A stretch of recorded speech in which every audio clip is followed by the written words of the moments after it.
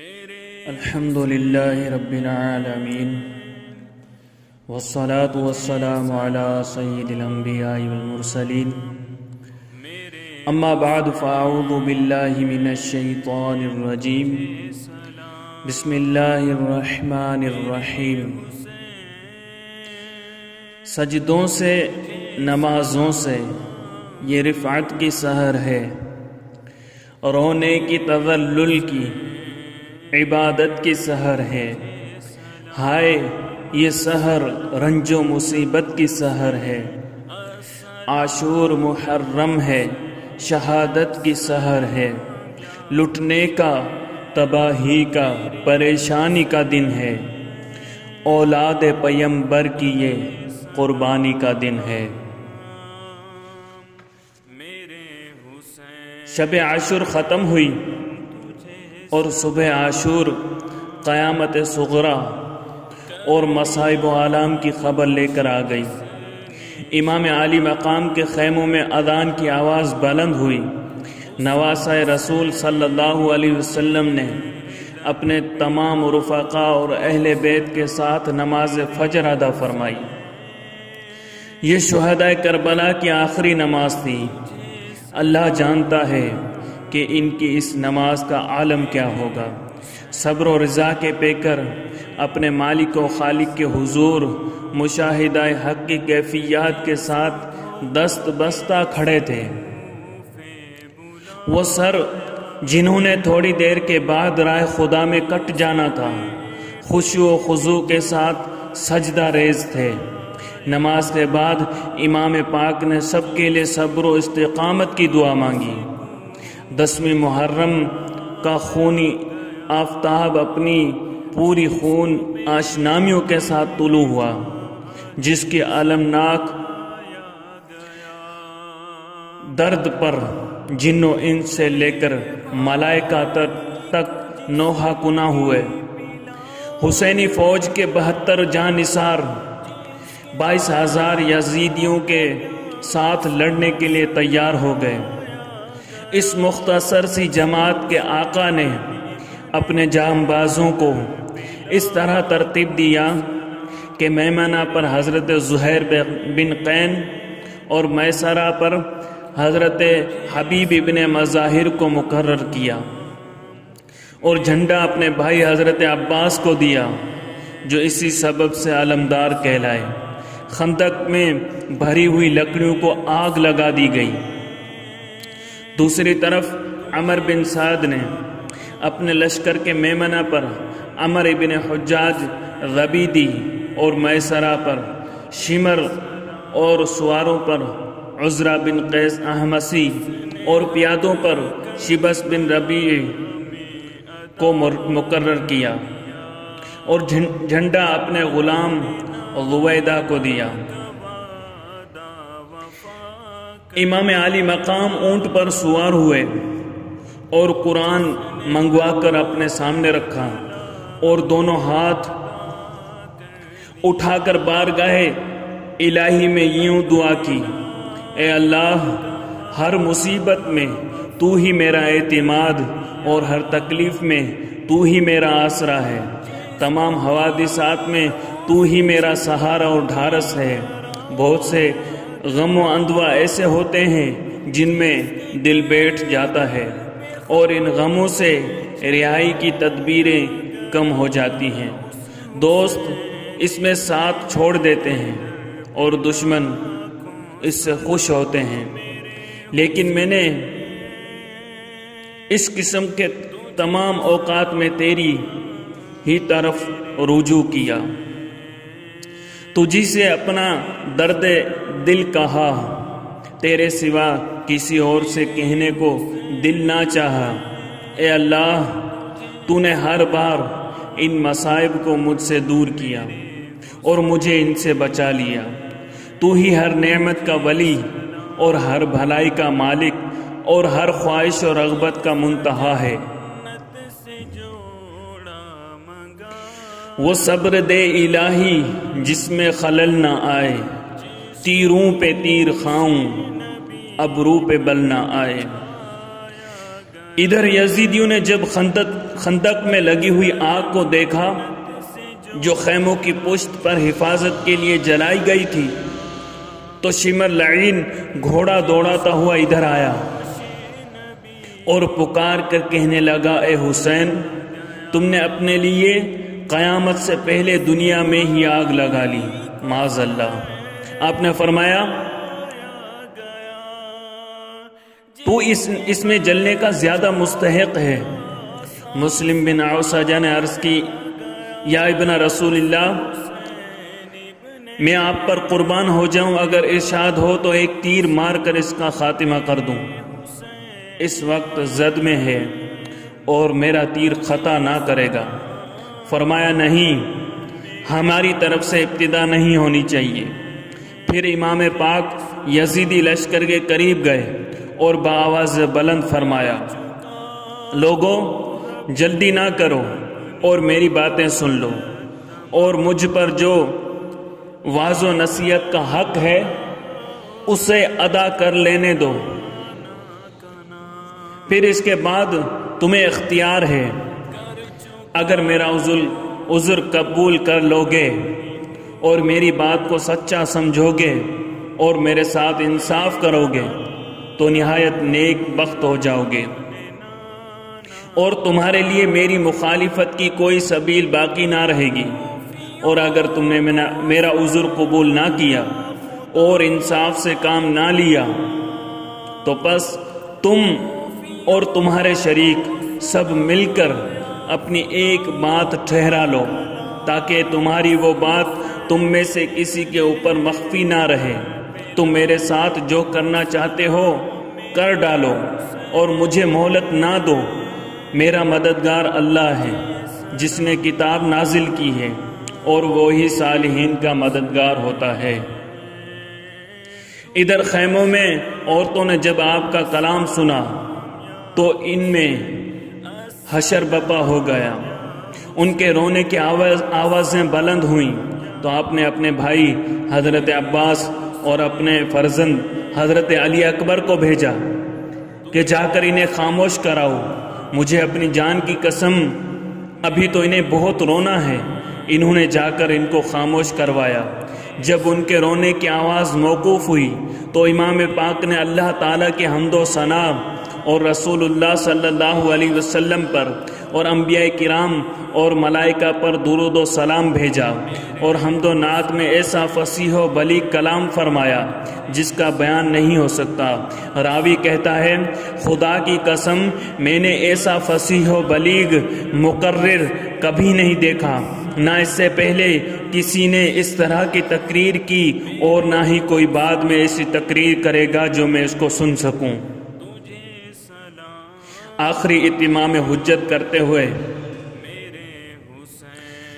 امام نے فرمایا، لوگوں، میرے حسب و نسب کو دیکھو، میں کون ہوں، میں اپنے نفسوں میں پھر اپنے نفسوں پر میں غور کرو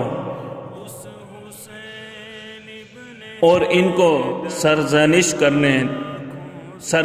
کرو، اور دیکھو کیا تمہارے لیے میرا قتل اور میری آبرو ریزی درست اور حلال ہے؟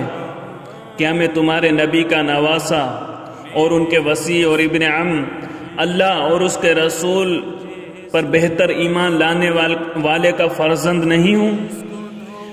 کیا سید الشہداء حضرت حمزہ میرے باپ کے چچا اور شہید جعفر طیار ذوالجناحین میرے چچا نہیں ہیں؟ کیا یہ مشہور حدیث تمہیں نہیں پہنچی کہ رسول اللہ نے میرے اور میرے بھائی کے متعلق فرمایا تھا کہ تم دونوں جنت کے نوجوانوں کے سردار ہو اور اہل سنت کی آنکھ کی ٹھنڈک ہو؟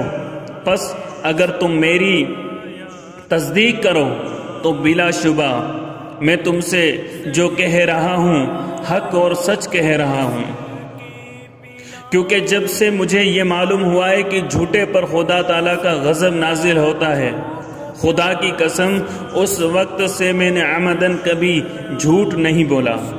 تو اگر تم میری تصدیق نہیں کرتے ہو بلکہ مجھے جھوٹا سمجھتے ہو تو تم میں اس وقت بھی ایسے لوگ موجود ہوں گے کہ اگر تم ان سے پوچھو تو وہ تمہیں بتائیں گے، یا پھر اصحاب رسول اللہ جابر بن عبداللہ انصاری، ابو سعید خدری، سہل بن سعد، زید بن ارقم سے پوچھ لو، وہ اس کی تصدیق کریں گے، کیونکہ انہوں نے رسول اللہ صلی اللہ علیہ وسلم سے اس حدیث کو سنا ہے۔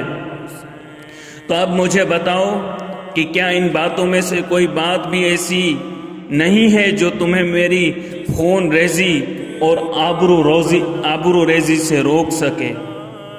اس دوران شمر لعین نے آپ پر ایک نامناسب چوٹ کی۔ حبیب ابن مظاہر نے اس کا دندان شکن جواب دے کر کہا، خدا نے تیرے دل پر مہر لگا دی ہے، اس لیے تو نہیں سمجھتا کہ امام کیا فرما رہے ہیں۔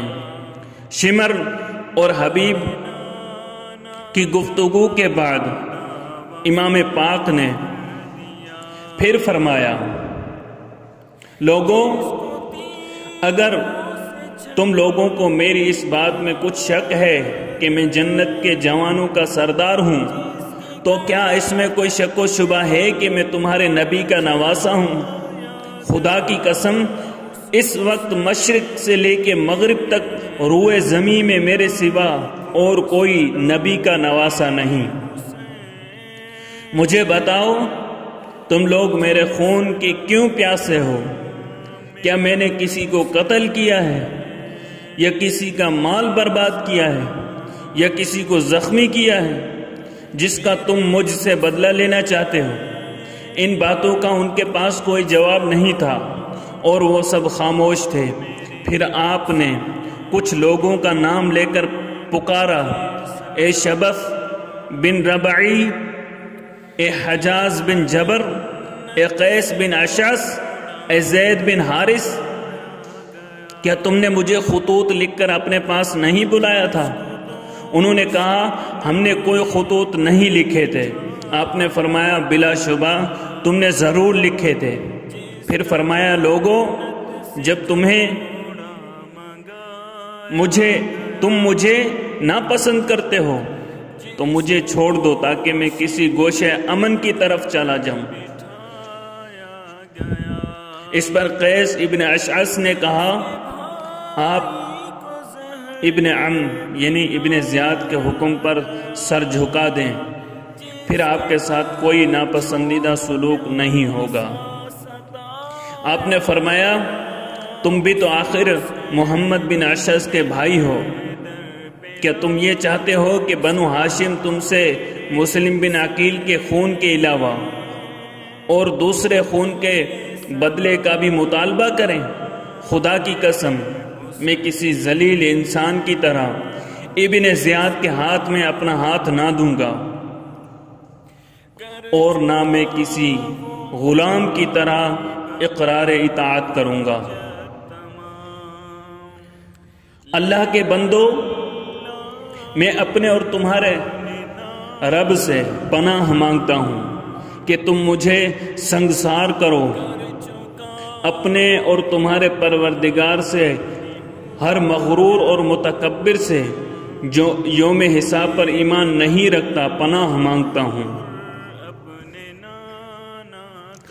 جب سرے محشر پوچھیں گے ہمارے سامنے، کیا جواب جرم دو گے تم خدا کے سامنے؟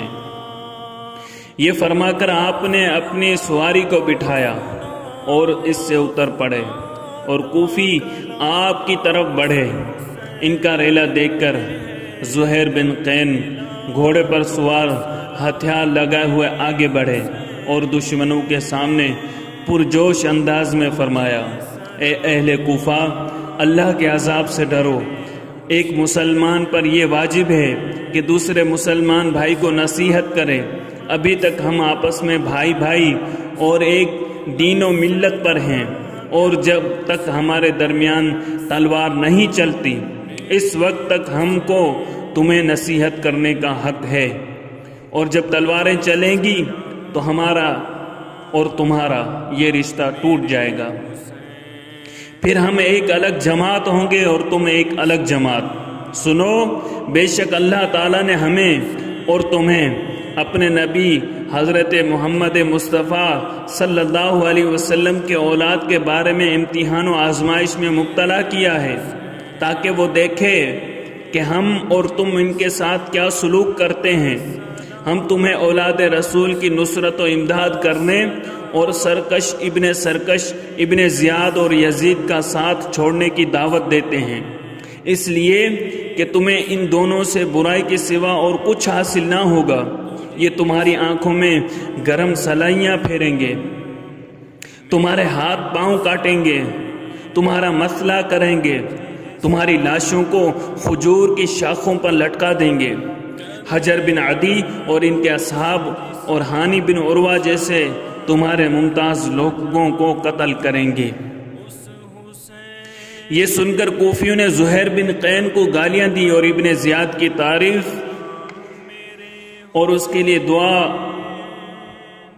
کرنے لگے اور کہنے لگے، خدا کی قسم ہم یہاں سے ایک قدم پیچھے نہیں ہٹیں گے جب تک تیرے حسین اور ان کے ہمراہیوں کو قتل نہ کر دیں یا ان کو بحیثیت قیدیوں کے ابن زیاد کے پاس نہ لے جائیں۔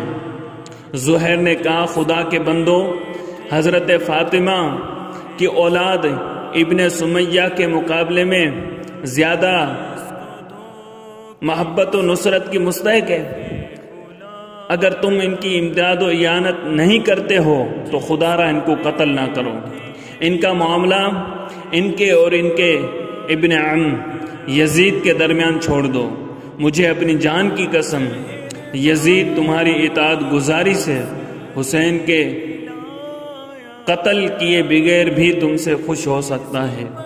یہ سن کر شمر نے زہیر کو ایک تیر مارا اور کہا، بس خاموش رہ، خدا تیرا منہ بند کرے، تو نے اپنی بک بک سے ہمارا دماغ چاٹ لیا ہے۔ زہیر نے جواب دیا، او ابن البوال، میں تجھ سے ہی مخاطب نہیں ہوں، تو جانور ہے۔ واللہ میں سمجھتا ہوں کہ تو قرآن کی 2 آیتوں کو بھی سمجھنے کی لیاقت نہیں رکھتا۔